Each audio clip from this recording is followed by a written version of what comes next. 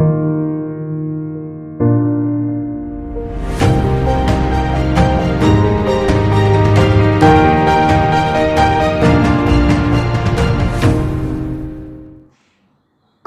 నమస్కారం. 10వ తరగతి తెలుగు పరిమళం నుండి 8వ పాఠం జీవని పాఠం పూర్తిగా చెప్పుకున్నాము కదా. ఈరోజు తరగతిలో ఆ పాఠానికి సంబంధించిన భాషాంశాలు, పదజాలం, వ్యాకరణాంశాలు చెప్పుకుందాం. మన పాఠ్యపుస్తకంలో 93వ పేజీ చూడండి. భాషాంశాలు, పదజాలం చూడండి. కింది వాక్యాలలో ఎరుపు రంగులో ఉన్న పదాలకు అర్థాలు రాసి సొంత వాక్యాలు రాయండి. 1వది, గారడివారు రకరకాల విన్యాసాలు చేస్తారు. ఇక్కడ విన్యాసాలు అంటే అర్థం చక్కని ప్రదర్శనలు. విన్యాసాలు అంటే చక్కని ప్రదర్శనలు.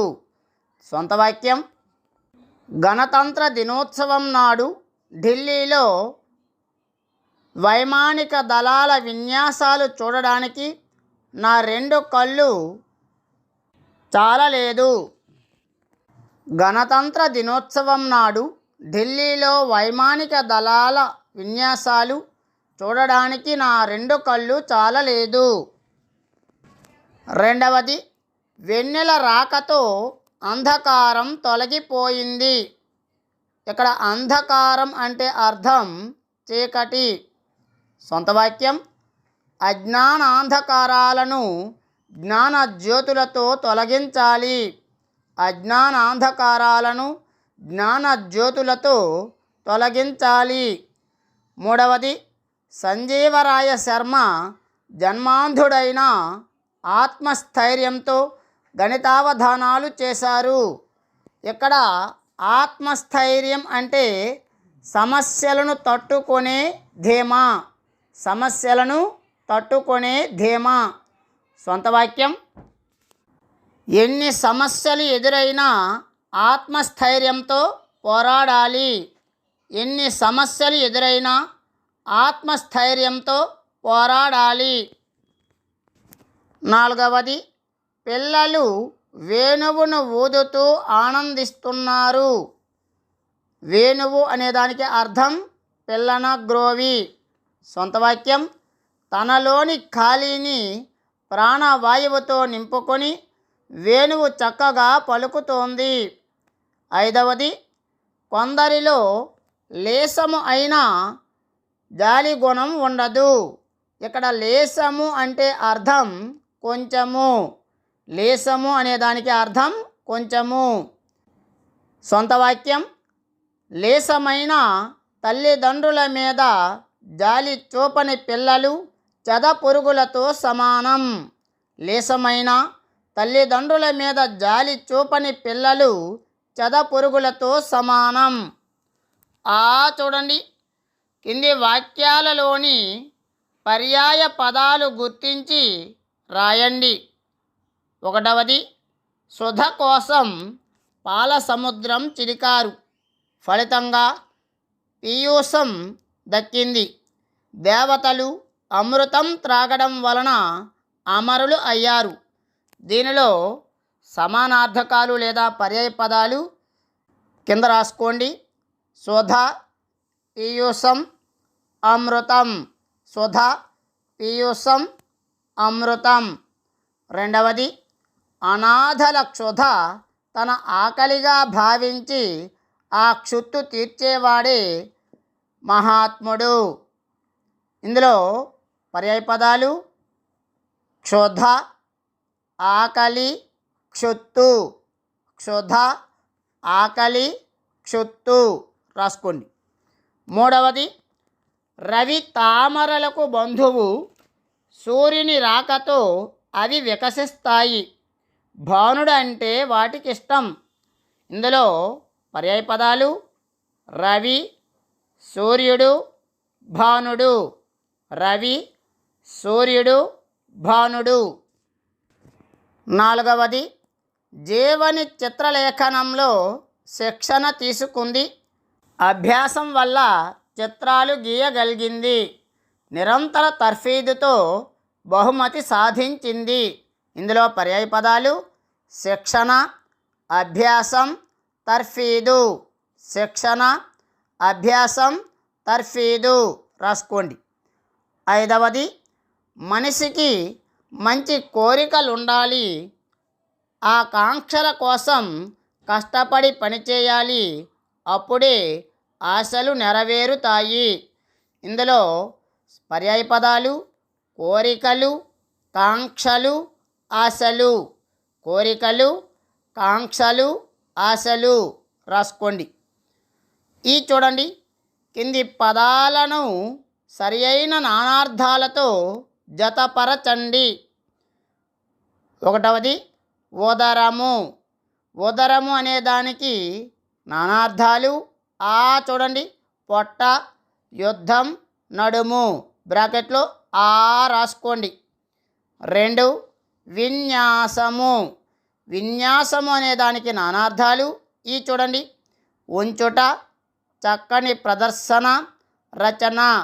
ఉంచుట, చక్కని ప్రదర్శన, రచన, బ్రాకెట్లో రాసుకోండి. 3 అమృతం. అమృతం అనే దానికి నానార్థాలు చూడండి, సుధ, పాలు, ముక్తి, బ్రాకెట్లో రాసుకోండి. 4 మబ్బు.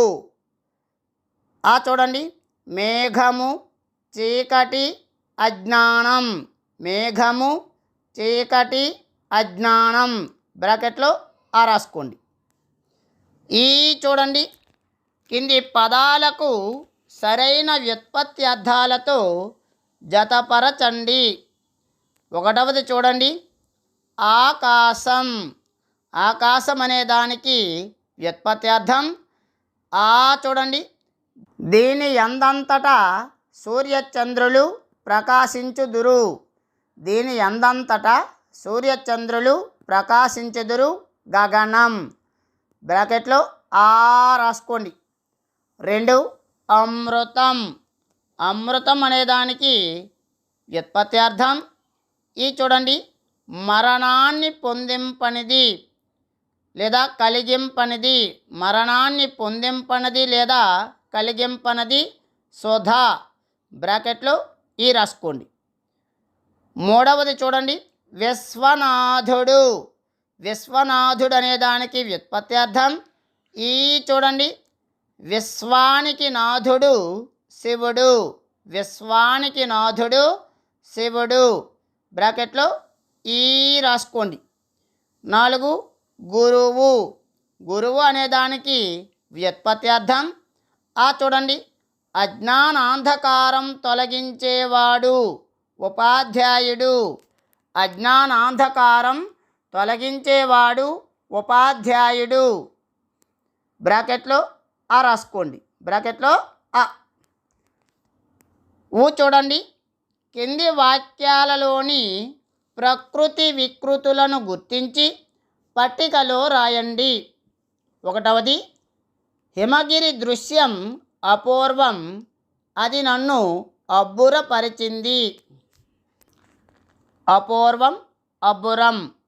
2వది చూడండి, ఆకాశంలో పక్షి ఎగురుతోంది, పక్కికి రెక్కలే బలం, పక్షి, పక్కి. 3 వైద్యులు ఆరోగ్య రక్షకులు, వైద్యులు దైవంతో సమానం. వైద్యులు, వైద్యులు, వైద్యులు, వైద్యులు. 4 చూడండి, ఈ భవన నిర్మాణం ఆశ్చర్యం గొల్పుచున్నది, చూసేవారందరూ అచ్చెరువు నొందుచున్నారు. ఆశ్చర్యం, వికృతి, అచ్చెరువు. 5 అర్ధరాత్రి వేళ బయటకు వెళ్ళకూడదు, అద్దమరేయి ఇంటిలో ఉండడమే ఉత్తమం. అర్ధరాత్రి వికృతి, అద్దమరేయి. కింద బాక్స్ ఇచ్చాడు చూడండి, పట్టిక. ఆ పట్టికలో ప్రకృతి వికృతులు రాయండి. అపూర్వం, అబ్బురం, పక్షి, పక్కి, వైద్యులు, వెజ్జులు, ఆశ్చర్యం, అచ్చెరువు, అర్ధరాత్రి, అద్దమరేయి. ఊ చూడండి, కింది జాతీయాలను వివరించండి. ఒకటవది గుసగుసలు, రహస్యంగా నెమ్మదిగా చెప్పుకునే మాటలు. గుసగుసలు అంటే రహస్యంగా నెమ్మదిగా చెప్పుకునే మాటలు. పక్కవారికి వినబడకుండా రహస్యంగా మాట్లాడుకునే సందర్భంలో ఈ పద ప్రయోగం చేస్తారు. రెండవది మారుమ్రోగుట. మారుమ్రోగుట అంటే ప్రతిధ్వనించు, అందరికీ తెలియు. ఏదేని ఒక విషయాన్ని గొప్పగా చెప్పే సందర్భంలో ఈ పద ప్రయోగం చేస్తారు. అందరికీ తెలిసేలా ఈ పని జరిగింది అనే సందర్భంలో ఈ పద ప్రయోగం చేస్తారు. 3 మనసులో ముళ్ళు. మనసులో ముళ్ళు అంటే తొలగని లేదా తొలగించలేని బాధ. కాలికో చేతికో ముళ్ళు గుచ్చుకుంటే తీయగలం. ఇది పైకి కనబడుతుంది కాబట్టి మనసుకు గుచ్చుకున్న ముళ్ళు అంటే తీయడానికి లేదా తొలగించడానికి వీలు కాని బాధ. ఈ అర్థంలో ఈ జాతీయాన్ని ప్రయోగిస్తారు. 4 చేజారిపోవు. చేజారిపోవు అంటే దొరకకుండా పోవు. ఒక పని, విషయం తన ఆధీనం నుంచి తప్పిపోయిందని చెప్పే సందర్భంలో ఈ జాతీయాన్ని ప్రయోగిస్తారు. తర్వాత పేజీలో వ్యాకరణాంశాలు చూడండి. వ్యాకరణాంశాలు చూడండి, కింది పదాలను విడదీసి సంధి పేరు రాయండి. కింది పదాలను విడదీసి సంధి పేరు రాయండి. 1 సైనికురాలు. విడదీస్తే సైనిక ప్లస్ ఆలు, రుగాగమ సంధి. 2 ప్రత్యేకం. విడదీస్తే ప్రతి ప్లస్ ఏకం, యనాదేశ సంధి.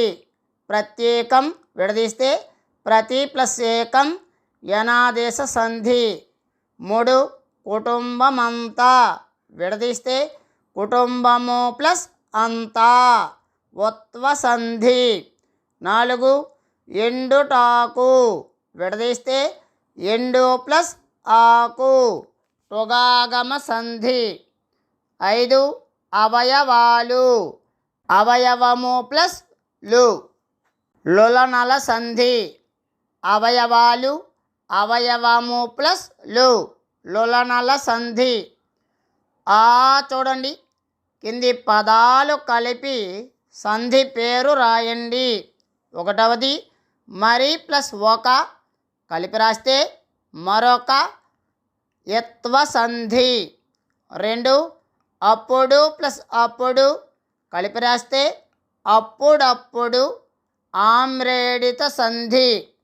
3 అవసరము ప్లస్ అయిన, కలిపి రాస్తే అవసరమైన, ఉత్వ సంధి. 4 తగిలిన ప్లస్ అంత, కలిపి రాస్తే తగిలినంత, అత్వ సంధి. విసర్గ సంధి. 1 సంస్కృత పదాల మధ్య విసర్గ మీద తరచూ సంధి జరుగుతూ ఉంటుంది. అది వేరు వేరు రూపాలుగా ఉండటం గమనిద్దాం. కింది ఉదాహరణలను విడదీసి చూడండి. శిరోరత్నం, తపోబలం, పయోనిధి, వచో నిచయం, వచో నిచయం. పై పదాలను విడదీస్తే ఈ కింది విధమైన మార్పులు జరిగాయి గమనించండి. శిరః ప్లస్ రత్నం, తపః ప్లస్ బలం, తపః ప్లస్ బలం. పయః ప్లస్ నిధి, పయః ప్లస్ నిధి. వచ ప్లస్ నిచయం.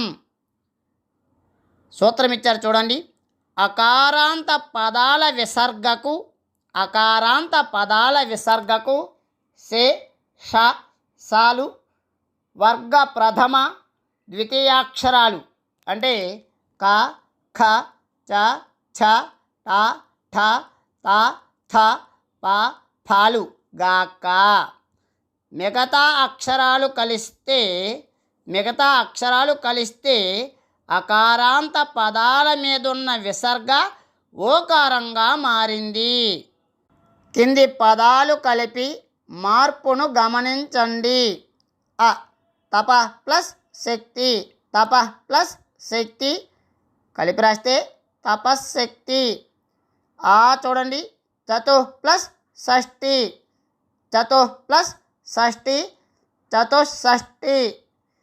ఈ చూడండి నభ ప్లస్ సోమం, నభ ప్లస్ సోమం కలిపి రాస్తే నభస్సోమం. పదాలను కలుపగా మనశ్శాంతి ఇచ్చాడు, మనశ్శాంతి కాదు. తపశక్తి, చతుషష్ఠి, నభస్సోమం అనే రూపాలు ఏర్పడ్డాయి కదా. విసర్గ మీద సే ష సాలు ద్విత్వాలుగా మారడం గమనించండి. కింది పదాలను విడదీయండి. యస కాయము విడదీస్తే యస ప్లస్ కాయము, యసహ ప్లస్ కాయము. ఆ చూడండి తఫ ఫలము విడదీస్తే తఫ ప్లస్ ఫలము. సకారం ఇస్ విసర్గ రూపంగా ప్రయోగిస్తారు. అందుకే నమస్కారం, శ్రేయస్కరం, వనస్పతి మొదలైన సందర్భాల్లో మార్పు లేదు. కింది పదాలను కలిపి మార్పును గమనించండి. ఉదాహరణ అంతః ప్లస్ ఆత్మ, అంతరాత్మ. ఆ చూడండి ధను ప్లస్ విద్య, ధనుర్విద్య. ఆ చూడండి చతు ప్లస్ భుజుడు, చతుర్భుజుడు. ఈ చూడండి ఆశీహి ప్లస్ వాదము, ఆశీర్వాదము, ఆశీహి ప్లస్ వాదము, ఆశీర్వాదము.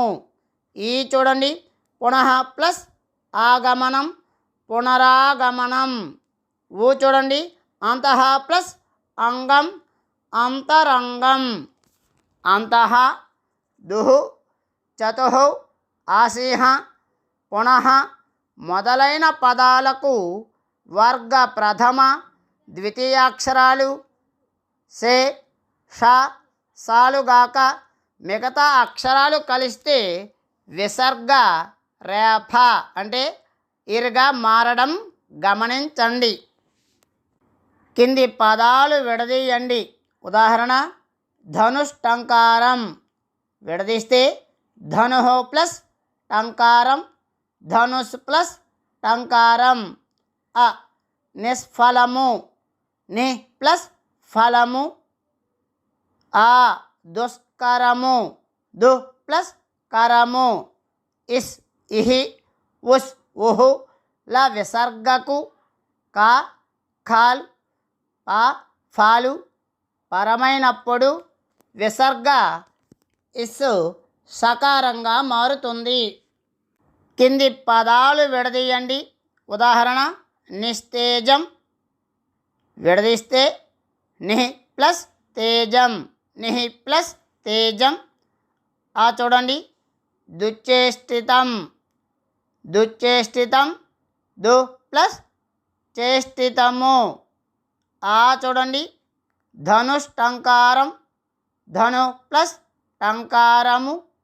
ఈ చూడండి మనస్తాపం, మన ప్లస్ తాపము. విసర్గకు చాచ్ఛాలు పరమైతే స, టాఠాలు పరమైతే ష, తాత్థాలు పరమైతే స వస్తాయి.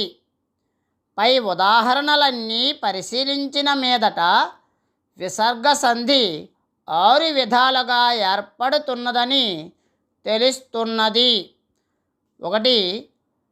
అకారాంత పదాల విసర్గకు వర్గ ప్రథమ ద్వితీయాక్షరాలు అంటే క చ ట త ప ఖ ఛ ఠ థ ఫ సే ష సాలు గాక మిగతా అక్షరాలు పరమైనప్పుడు విసర్గ లోపించి అకారం ఓకారంగా మారుతుంది. రెండవ సూత్రం విసర్గకు స ష సాలు పరమైనప్పుడు స ష సాలు ద్విత్వాలుగా మారుతాయి. మూడవ సూత్రం విసర్గ మీద క ఖ ప ఫాలు వస్తే మార్పు రాదు, అంటే సంధి ఏర్పడదు. నాలుగవ సూత్రం అంతః దుః చతుః ఆసీః పునః మొదలైన పదాల విసర్గ రేఫ అంటే రాగా మారుతుంది. 5 ఇస్ ఉస్ల విసర్గకు క ఖ ప ఫాలు పరమైతే విసర్గ షకారంగా మారుతుంది. ఆరవ సూత్రం విసర్గకు చాలు పరమైతే సకారం, ఠాలు పరమైతే షకారం, తాలు పరమైతే సకారం వస్తాయి. ఈ చూడండి, కింది సమాస పదాలకు విగ్రహ వాక్యాలు రాసి సమాసం పేరు రాయండి.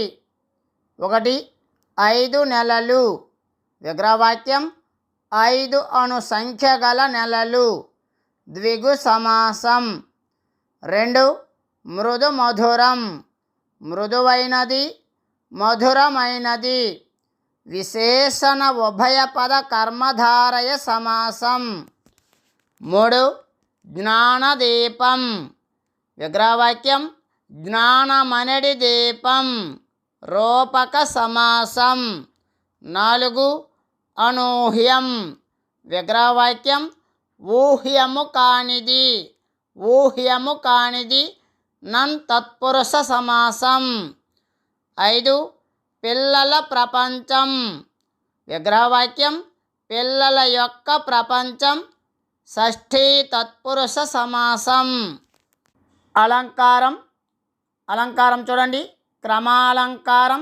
దీనిని యథాసంఖ్యాలంకారం అని కూడా అంటారు. క్రమాలంకారాన్ని యథాసంఖ్యాలంకారం అని కూడా అంటారు. కింది ఉదాహరణ ద్వారా క్రమాలంకారాన్ని అవగాహన చేసుకోండి. శత్రువుని మిత్రుని విపత్తుని జయింపుము రంజింపుము భంజింపుము.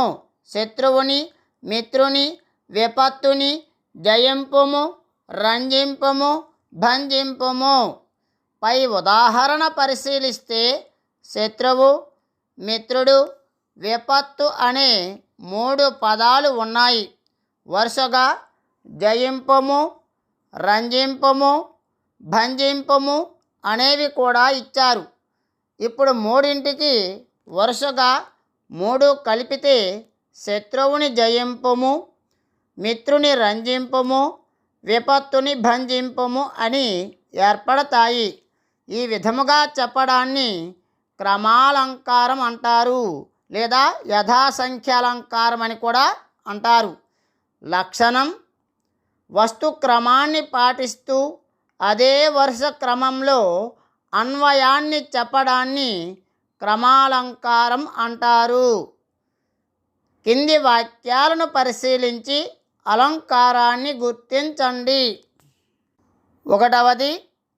గజ కచ్చప మూసికంబులు వనజల బిలములందు ప్రవేశించాయి. గజ కచ్చప మూసికంబులు వనజల బిలములందు ప్రవేశించాయి. 2. సూర్యచంద్రులు దివారాత్రములకు అధిపతులు. సూర్యచంద్రులు దివారాత్రములకు అధిపతులు. ఈ 2 వాక్యాలు కూడా క్రమాలంకారానికి చెందినవి. ఈ చూడండి, కింది సామాన్య వాక్యాలను సంశ్లిష్ట వాక్యాలుగా మార్చి రాయండి. 1. రేష్మ ఆసుపత్రికి వెళ్ళింది. రేష్మ పరీక్షలు చేయించుకుంది. దానిని సంశ్లిష్ట వాక్యంగా మార్చి రాస్తే రేష్మ ఆసుపత్రికి వెళ్ళి పరీక్షలు చేయించుకుంది. 2. విశ్వనాథం జీవని ఇంటికి వచ్చాడు. విశ్వనాథం జీవనికి సహాయం చేశాడు.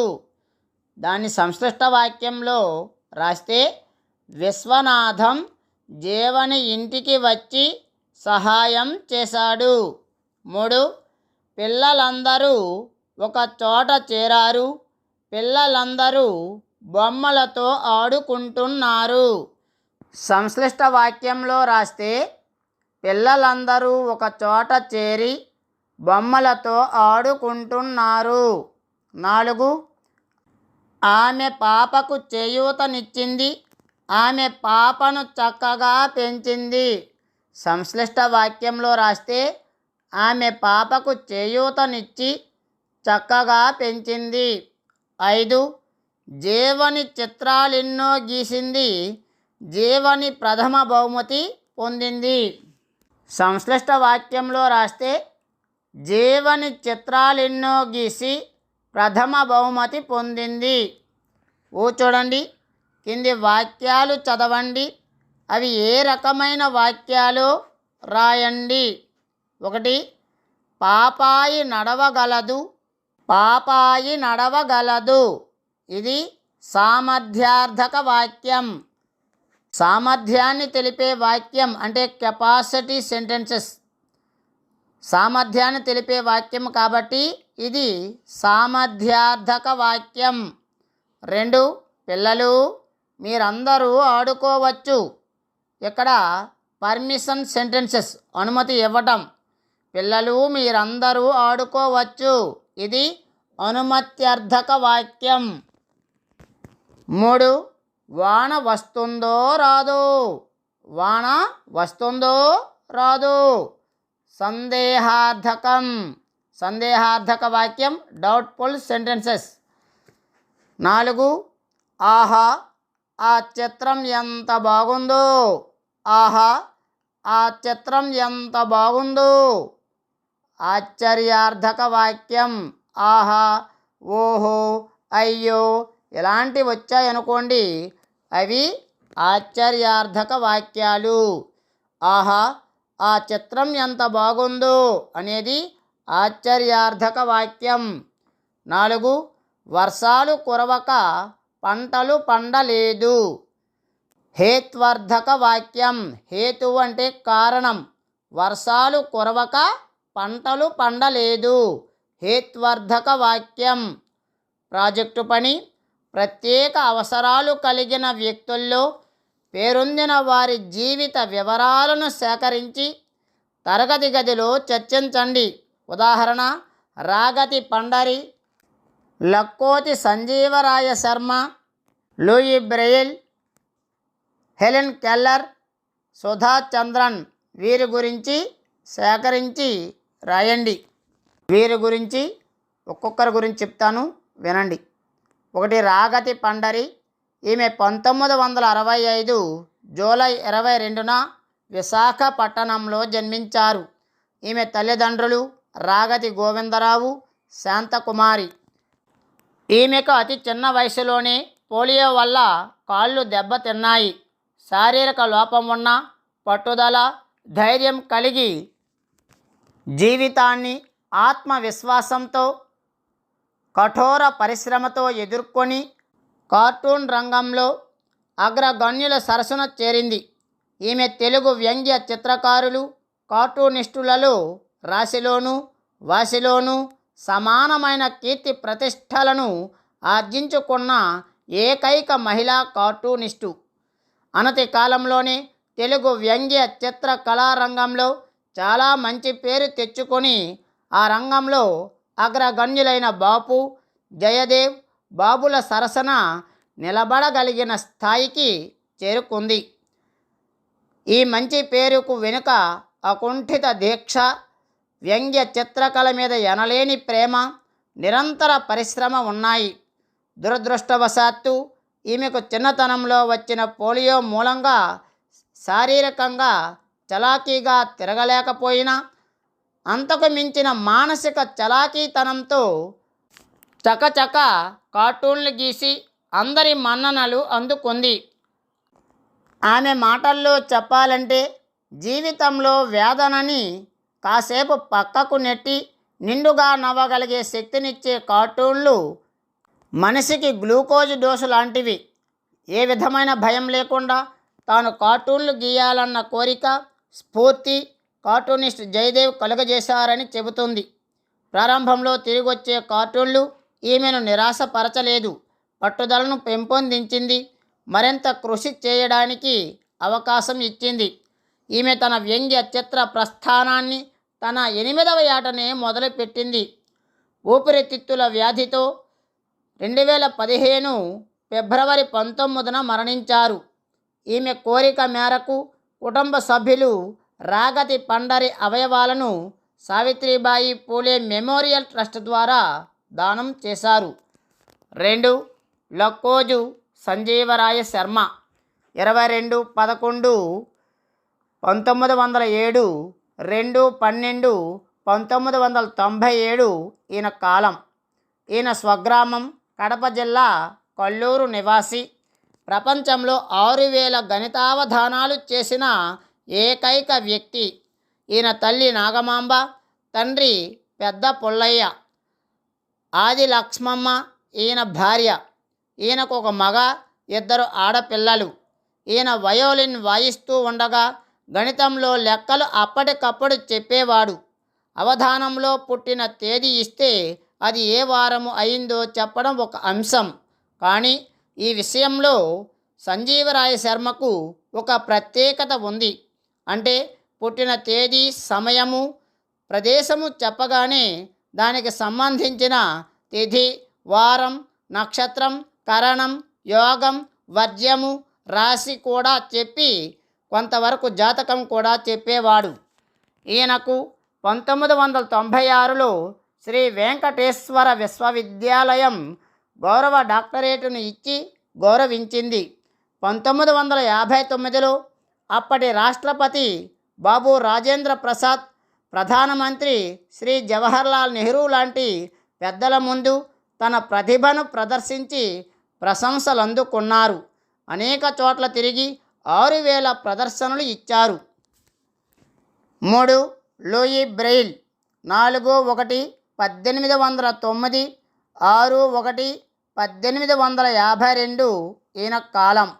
ఈయన పారిస్ దగ్గరలోని క్రూవే గ్రామంలో జన్మించాడు. ఇతని తల్లిదండ్రులు మోనిక్ బ్రెయిలీ, సైమన్ రెన్ బ్రెయిలీ. బాల్యంలో ప్రమాదవశాత్తు 2 కళ్ళను కోల్పోయి తన 4వ ఏట పూర్తిగా గుడ్డివాడయ్యాడు. 1784లో పారిస్లో వాలంటైన్ హ్యూ ప్రారంభించిన అంధుల పాఠశాలకు బ్రెయిల్ చదువుకోవడానికి వెళ్ళాడు. బ్రెయిల్ అసాధారణ ప్రతిభా సామర్థ్యాలు గల వ్యక్తిగా రాణించి అప్పటికి అమలులో ఉన్న లైన్ టైప్ పద్ధతిలో చదువుకొని 17 సంవత్సరాల వయస్సులోనే అదే స్కూలులో ప్రొఫెసర్గా నియమించబడ్డాడు.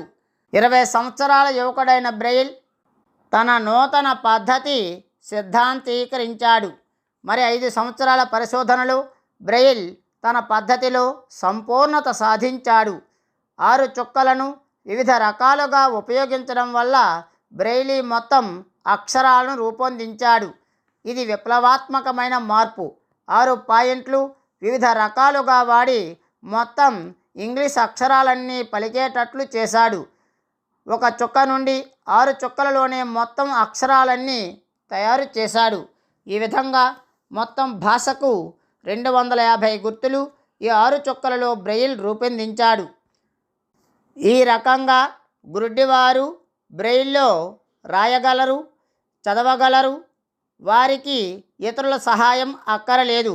1916లో అమెరికా దీనిని ఆమోదించింది. 4. Helen Keller. Helen Keller June 27, 1880లో అమెరికాలో జన్మించింది.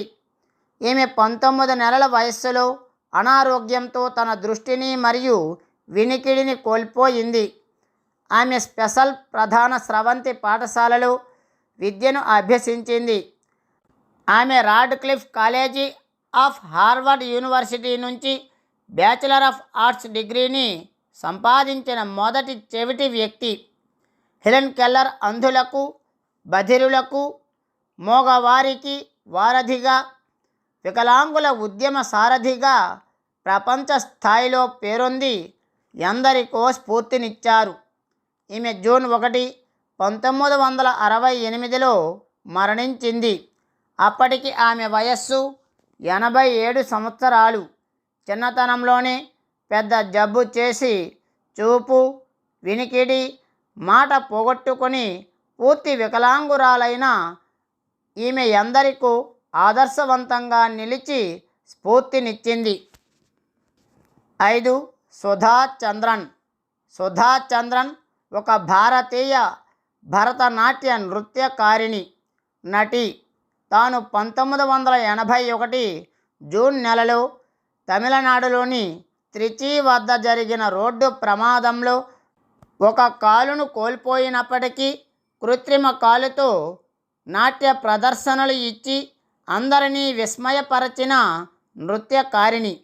ఈవిడ తెలుగులో మయూరి సినిమాతో తన నట ప్రస్థానాన్ని ప్రారంభించి అనేక సినిమా, టెలివిజన్ ధారావాహికలలో నటించారు. పాఠాంత పద్యం. ఈ పద్యం సుమహారం ఖండకావ్యం. గౌరావఝల రామకృష్ణ సీతారామ సోదర కవులు రచించారు. పలుకుంజాలు ధురర్ధయుక్తముగ గీర్వాణంబు ముత్యాల దండల రీతిన్ లిఖింపగా గలరు గ్రంథశ్రేణి నుద్యోగమున్ సలుపంగా గల రెట్టిలో పలనైనన్ గానరాణిక ఈ నెల తల్నేర్వగరాని విద్య గలదే నేర్పొప్ప జొప్పించినన్